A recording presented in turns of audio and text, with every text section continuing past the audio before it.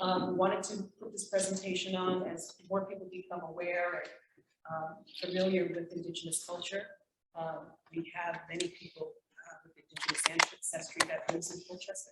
Certainly we are on land been populated by the Lenape, primarily the Lenape people. And so it is about time that we pay homage and recognize the original peoples of this land. And if I may introduce Xochitl Blanca. Hi everybody, my name is Xochitl Blanca. I'm living in, I'm resident in Portchester, like 20 years old in this place. I love Portchester and I love my culture and Indigenous people in Mexico. Aztec Welcome. and Aztec and Zapotec Indigenous people. Welcome.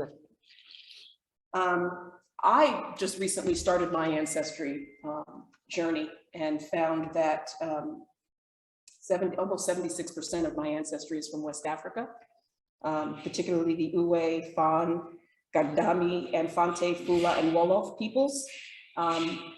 More recently, my family and ancestors came from Haiti and Martinique. I do not know if I have any Taino ancestry or DNA. The Taino were the indigenous people of the Caribbean, including Puerto Rico, all of the Dominican Republic, Cuba, and the Bahamas. And so do not claim to have all of the insight into indigenous culture, but thought that it was still important to at least start somewhere in sharing the indigenous culture that we live amongst and around, and that really were the first peoples of the country. So Xochitl is going to bless our little gathering today with a blessing dance. And so, Xochitl, thank you.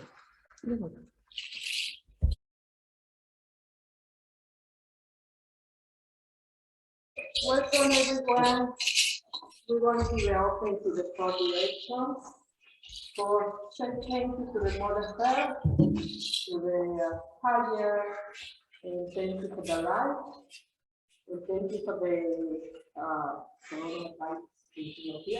light, for the reverse here. So we're happy that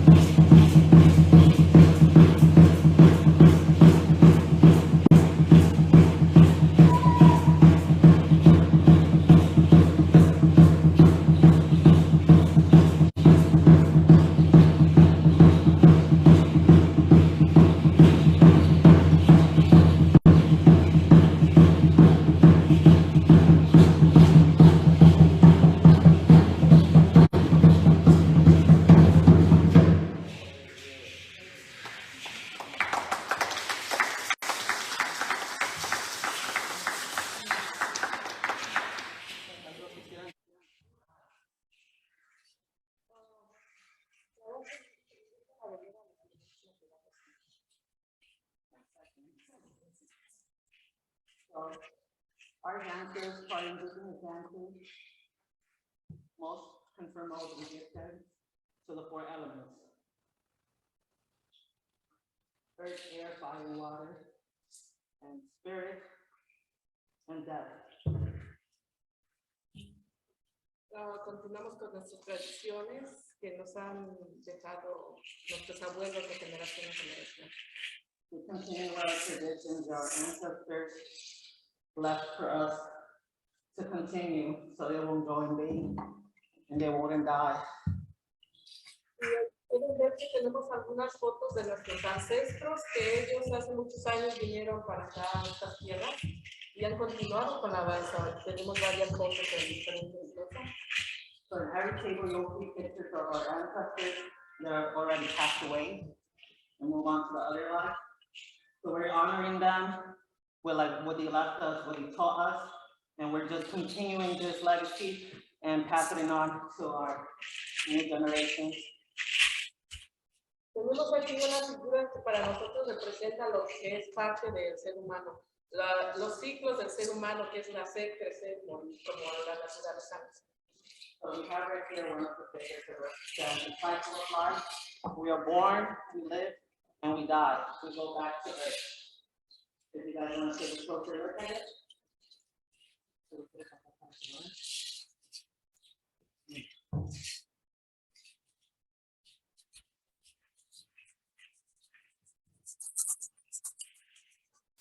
De esto también usamos plumas de águilas que son para nosotros simbolizar como un rayo de sol. So within our traditions, we use different types of feathers. One of them is the eagle feather, which for us represents it's like a day of sunshine, the beginning from your opportunity. So for us, like all the feathers are sacred. But it has like we have a more connection with like eagle feathers. So it could be a hawk, a bald eagle. It's very rare for us to get them. Because in some states, people, I believe in the whole United States, illegal to have an eagle feather. But like due to our traditions and our culture, we are able to get some of them. Nuestros instrumentos están hechos de animales, no los matamos, pero encontramos sus piezas y los inmortalizamos en instrumentos. So our instruments come from different types of animals. We never sacrifice any animal. If we feel like a dead animal, like when we're walking or something, we always try to give them like a nice ceremony for them to go to the other life. And then in order to honor them, we keep some of their stuff so we can make instruments and it's always be remembered. Usamos también en algunas otras comunidades de otros pueblos, usan catchers. In some other parts of our community, different parts of like Mexico, a lot of people like to use dream catchers just to keep away negative spirits and negative energy. So we all come from different parts of Mexico. So she's from Oaxaca, which I believe it's in the south. The Zapotec people, Zapotec nation. The Zapotec nation. They too come from Morelos. I don't know if you guys heard of Emiliano Zapata. Sure. Yeah, that's where they come from. I believe they have ancestry fought in the revolution. She comes from the Federal District of Mexico, and my parents are from Veracruz. So she'll explain to me that at one point, that with the invasion, many of the tribes scattered, and at one point, we were all brought back together again through dance and used dance as a way of uniting and bringing everything back together again. Yeah, so what I learned was that when the invasion started and they started like the Europeans started conquering Mexico, they would kill any tribe that wouldn't worship their gods. So our ancestors had an idea, and some people don't understand right now, like why we still dance in churches, why we still honor like images, like Catholic images. It's because our ancestors, when they were getting murdered, they came up with the idea that in order for them to survive, they would place like one of our images inside the Catholic image. So when the Europeans asked them to kneel down, bow down and pray, they would do it because they knew what was inside it. So that's how we survive. And that's why we still keep on doing it today. Thank you so much. You're welcome.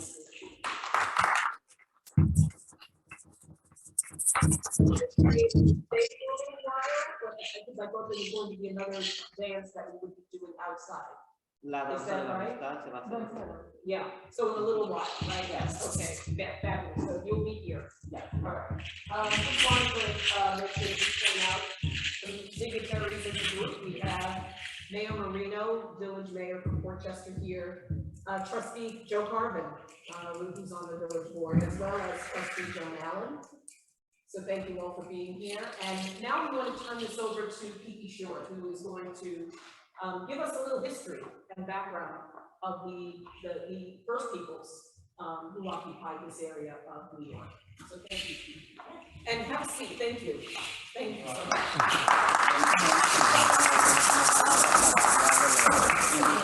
Can I just remind everybody that there's food over there? It is delicious food, and I will suggest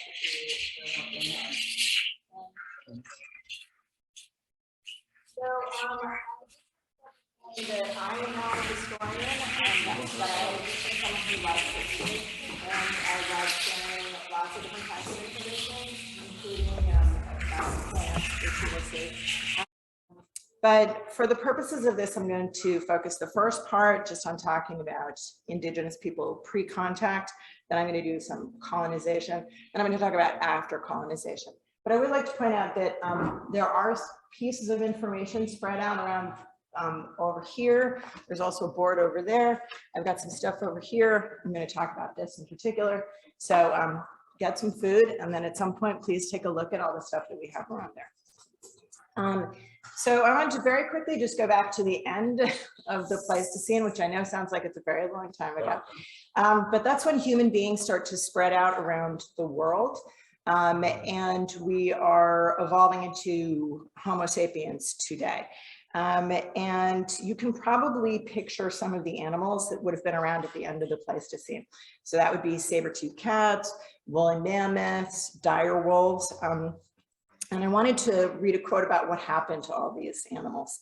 So at the proceedings of the National Academy of Sciences, they noted that, quote, "For decades, archaeologists and paleontologists have debated the causes of their extinction, with explanations including overkill, environmental change, hyperdisease, and an extraterrestrial impact," which just means a meteor, by the way, not aliens.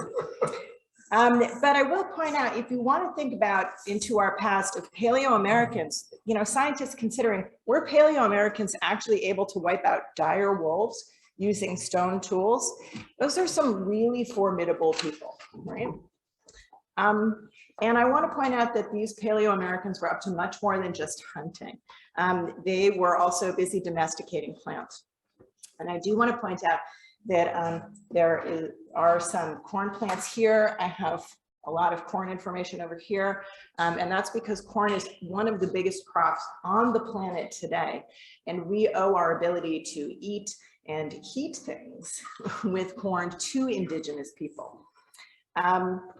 So I think if you look at this original grass right here, which is called teosinte, this is what Indigenous people would have seen. It's a grass, it's really scrawny, it's got about 12 kernels on it, and through years and years of plant breeding, they were able to turn that into what we know today as corn. Now, I do not think that this looks appetizing, and I don't have the vision to turn that into this, right? And I do just have some facts here just to point out that now corn is grown in the billions of tons around the world. Most people are familiar with the three sisters. which is corn, beans, and squash, squash in the sense of pumpkins and gourds. And these were cultivated by indigenous people all the way from what is now very southern Peru to the southern part of Canada. And that is a really overwhelming agricultural success. So the Three Sisters, in case you're not super familiar with how that works, is squash is planted at the base, corn grows in the middle, and the beans grow up the sides of it. So not only is it hugely sustainable, but it's hugely effective. You do not have to fertilize it. You didn't really have to worry about weeding. And it's really an incredible achievement. So an article recently in Genomic Biology noted that, quote, modern civilization depends on only a few plant species for its nourishment. These crops were derived via several thousands of years of human selection that transformed wild ancestors like this into high-yielding domesticated descendants. Among cultivated plants, the common bean, which is part of the Three Sisters, is the most important green legume in the world. So these early farmers domesticated corn, domesticated squash, domesticated the beans, and they figured out how to grow them all sustainably. So I also want to point out there's this fascinating bit of research from Professor Jane Mount Pleasant, who is a Tuscarora researcher who's also a professor at Cornell. And she's done a lot of research into the nutrition of this. Now, you might think that a diet based on corn, beans, and squash wouldn't be particularly nutritional, but it's actually hugely nutritional. And one of the things that makes it work so well is that the amino acids that are in the corn, the beans, and the squash are complementary. And then also that indigenous people were able to fix one of the big problems with having a corn-based diet, which is that you have a real lack of niacin in it by using a process called nixtamalization, sorry. So nixtamalization is where you soak corn in what they would have used wood ash. Today we just use calcium chlorate, I think. But it's that if you can sort of smell that tortilla smell, or you can smell the empanadas over there, that is the smell of nixtamalization. And what it does is it increases the protein quality and quantity of corn, as well as increasing the amount of niacin and calcium in it. It prevents the dread disease of pellagra, and it allows people to live sustainably on the Three Sisters with other foods collected from hunting or foraging. And I just want to say, I think we owe a big thank you to these indigenous farmers of the past who figured out an incredible way to farm these things sustainably. Which is most definitely not appreciated by people when they arrive here from Europe. Just wanted to take a quick second. I happen to love flowers in particular. These are some wild sunflowers that you can see don't have really big seed heads today. Sunflowers are one of the biggest crops around the world. They're grown for sunflower oil everywhere. So I think if you look at that, and then you try and picture a regular sunflower, you can see how much plant breeding know-how really went into changing that. So for thousands of years, we know that indigenous people here were just living their own lives and doing their own thing and having their own wars. But there was really a gigantic cultural clash, obviously, when Europeans arrived. Now, Europeans did not do a fantastic job of keeping records of the indigenous people because they weren't particularly interested in them. So one of the things I'm just going to mention is that it's very hard to pin down an exact people in an exact place at an exact time. So today you might know exactly where the border is between New York and Connecticut, but that's really not the case in the past. But we do know that there were many, many peoples who were here. They included the Lenape, the Mohican, the Mohawk, and the Mohican. And the Munsee are part of the larger Lenape peoples. And there were many different bands of the Munsee, which would include the Raritan, the Wappingers, the I'm not going to get this right, Kitchwatwanks, the Sinsinks, and the Weech-Kreiskeks. But we know that a lot of trade occurred also with indigenous peoples around here that you might be more familiar with, like the Oneida, the Seneca, and the Iroquois.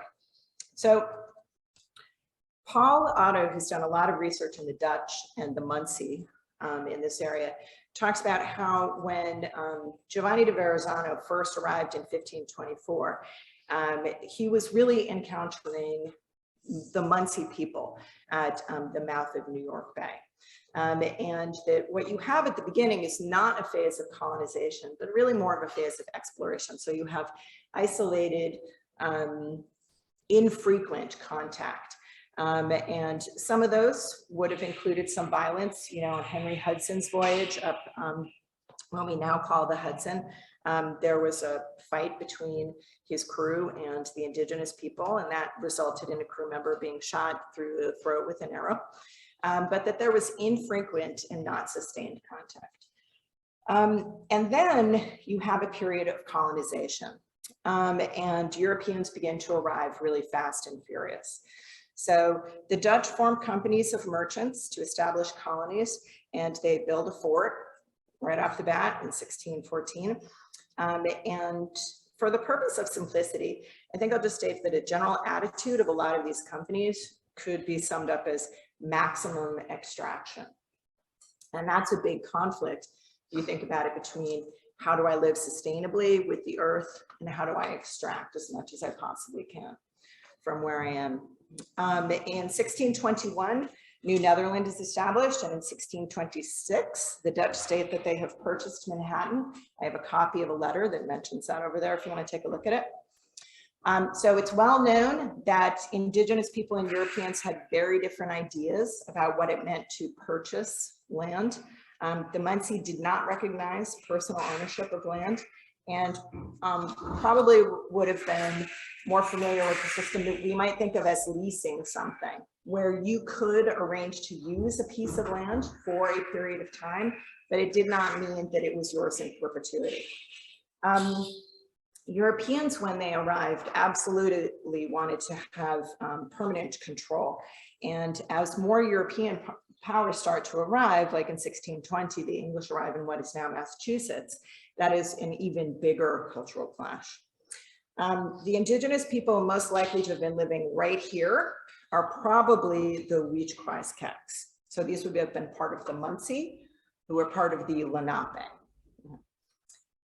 So I'm going to quote to you from an 1872 source. This is about the Weechquaesgecs. Their territory appears to have extended from Norwalk on the Sound to the Hudson, and to have embraced considerable portions of the towns of Mount Pleasant, Greenberg, White Plains, and Rye. Their sachem in 1649, that's kind of like saying chief, was Ponupau Helpson in 1660, Achna, and there's a whole list of them. And I'm going to come back to why we actually have these names, but there's quite a number of them. Paul Otto notes that the Munsee very shortly after the arrival of the Dutch are beginning to have really limited options. There was the option of military resistance to the Europeans, but there are obvious downsides to that, not the least of which is the beginning technological superiority of the Europeans who arrived. There's the option of trying to accommodate, which is a nonviolent path, but in the long run only works if you have a two-way understanding. And lastly, there's leaving the area completely, which is a last resort. Different groups in this area had different methods. The Munsee were not a hierarchical group, so different bands could and did make different decisions about what they wanted to do. I want to point out that the effects of European diseases on the Munsee were that they very, very quickly began to suffer precipitous population decline. From an estimated high of about 15,000 people in Munsee country in 1607, the population is about 6,000 by 1630. And it would be really hard not to notice a population loss like that. That's a very short period of time to lose such an enormous number of people. So we want to understand that Indigenous people were facing a lot of different challenges, in part because these diseases like smallpox and influenza tend to kill the very young, but also the old, which means that your leadership group of people are being wiped out, just as you really need leadership. And so here I'm just going to do a very quick rundown of some of the major events right here. So as I already said, New Amsterdam is established in 1626. Colonists don't just live in New Amsterdam. They spread out around the area, in part because they want to trade with Native Americans and in part because they want to avoid taxation by the Dutch.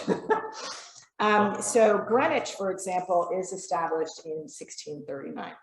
And this means that you have increased conflict between the colonists and the Munsee all over the place, not just in one area. So here's, I think, a really good example of the kind of conflict we're talking about. So here's a quotation. The Munsee used the land to grow gardens of corn and beans, which formed a major part of their diet. Since the Indian did not fence their fields, however, the crops were vulnerable to European livestock, which foraged freely in the woods and the Indian gardens. To protect their crops, the Indians frequently killed the animals. Okay, so you might think, well, the Europeans could have fenced in their animals, but the European perspective was, you should fence in your crops. We're gonna let our animals forage around, so that you can see the types of cultural clash that they have from there. Eventually, the Weechquaesgecs find themselves hemmed in on all sides by the Europeans and by more powerful Indian groups. And the Dutch Director General of New Netherland, William Kieft, attempts to impose a tax on the Munsee for no reason.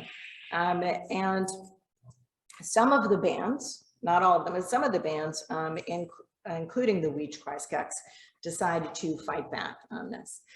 So there are killing of colonists, there are killings of the Munsee, and this goes throughout 1643.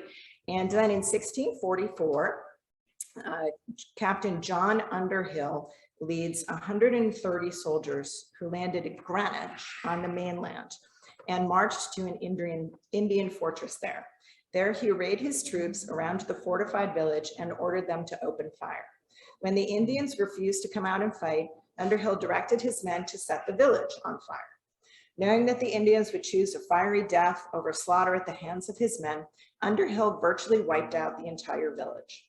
Over 500 Indians were killed and only 8 escaped. In contrast, Underhill's troops only suffered a few wounded and 1 casualty.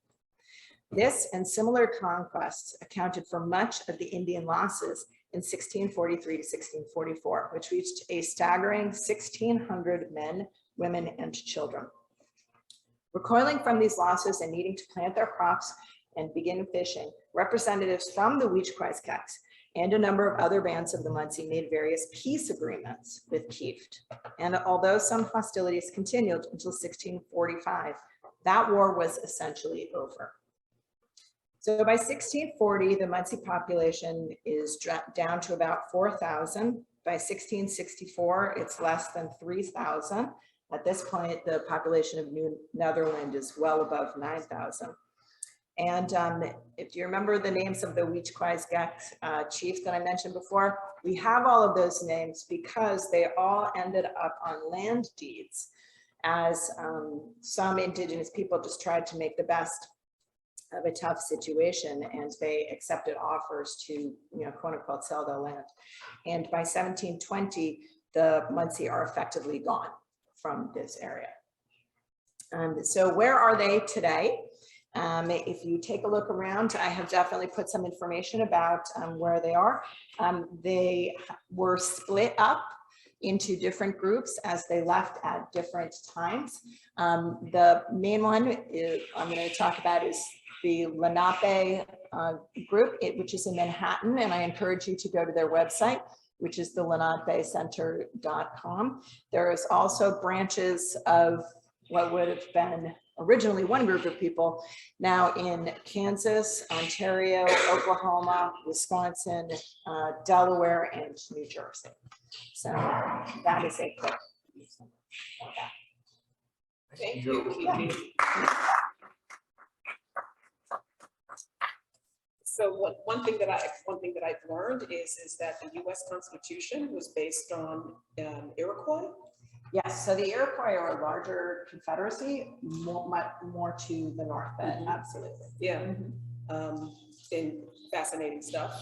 Thank you so much. So what I think we want to do now is let's, get up and walk around a little bit. There are displays of things, pictures that, so Sheila has provided us, and artwork and craft of Indigenous creation. Grab something to eat, stroll around, there's some history up against the wall. And then at about at 3:15, we're going to go outside to do what's called a friendship dance, which was a dance that was to bring all of the bands and the tribes together at one point.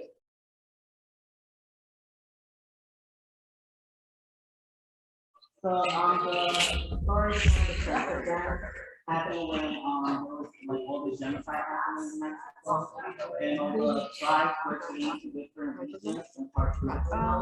The only way to defeat the Europeans was for all of them to come together, and they decided to make it in a friendship dance. Because different tribes, even though they were not fighting, but they were not like talking to each other, like you don't talk to your neighbor. Yeah. And if the landlord is bad, everybody has to get together in order to get like some justice, right? So that's how the friendship dance happens. And then another thing, how can you guys help indigenous groups here in New York or different parts, like New Jersey, PA? Well, we are still doing a ceremony, and it's very difficult for us to find places where we can continue our ceremonies. So if you guys know, like anyone that let us like a place, like it could be like a church or something for our traditional ceremonies, like that's how you guys can help us out. So we can continue what our ancestors left us. Awesome. And so All Souls Church, which is on Parkway Drive, is now no longer a regular practicing church as a tradition. Yeah.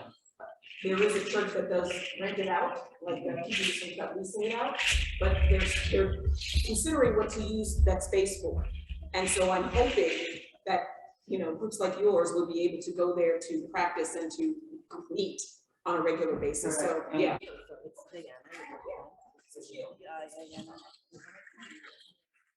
Last name? Yep. F and Frank, E-R-R-E-R. Okay, and where are you from? I was born and raised in the Bronx, but my parents are from Veracruz, Mexico.